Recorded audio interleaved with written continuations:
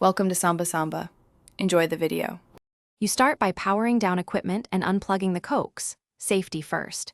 You then grip the cable near the connector with one hand to stabilize it and use a 7/16 wrench on the hex nut. Loosen in small 1/2 turn increments so you don't twist the center conductor.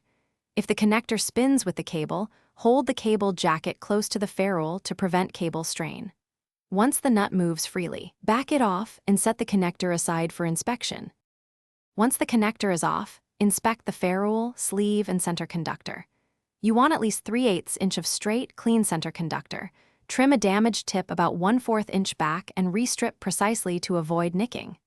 Use needle nose pliers to slide off the compression sleeve or crimp ring. Keep it only if it isn't deformed. You should be able to see the braid flared slightly if the braid is crushed or the center is bent. Reuse will cause signal loss, and you should get a new connector. To reinstall, slide the saved sleeve back onto the cable, align the center conductor and the connector pin, and push until the ferrule seats flush against the connector body. You then compress or crimp to the connector's specification and tighten with a 7/16 wrench until snug. Do not over-tighten, which can deform the braid. After reconnecting, power up and test signal.